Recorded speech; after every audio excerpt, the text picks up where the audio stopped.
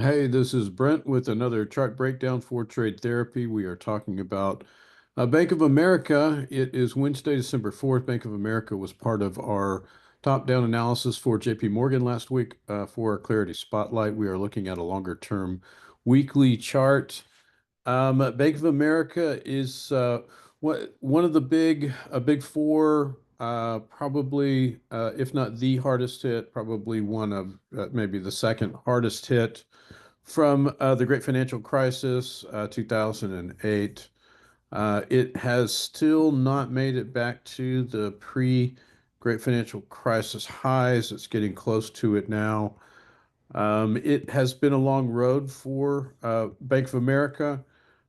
We see these impulsive structures that form that end with bearish divergence, and then we see it go through a quick cycle, a kind of repetitively. We at this point are kind of in an ending of an impulsive structure. It's not kind of, we are. If we take a closer look at that, we can see that we do see bearish divergence on a shorter time frame. This is a weekly chart uh, from from last week. This was part of our Clarity Spotlight. This is what the Elliott wave count looks like for the current structure. Whenever you see bearish divergence, it is true that bearish divergence can be present in the chart for quite some time as it goes on a long run. If you look right here, wave one was so sharp that it created this peak in RSI.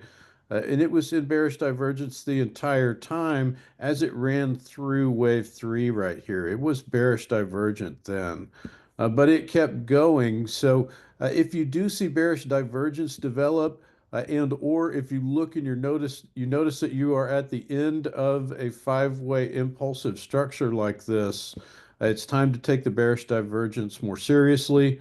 One of the not really a rule or a law about Elliott's wave theory, but one of his guidelines is that whenever there's a wave five, always look for bearish divergence. It doesn't have to be there, but it quite often is. Switching over to the live chart here today, this is the same chart.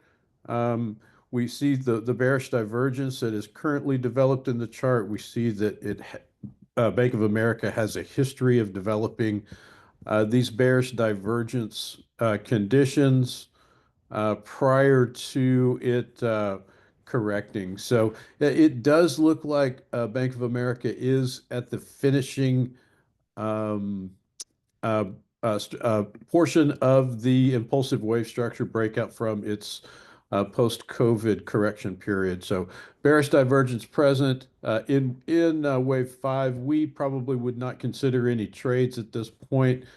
We would track it, see how it does at this the brim of the cup pattern here. It's most likely going to put on a handle. We might consider taking a starter short position right at the all-time high with a stop just above the all-time high. If you are watching these videos and you're trying to learn advanced technical analysis by just watching our videos, you're not going to get there.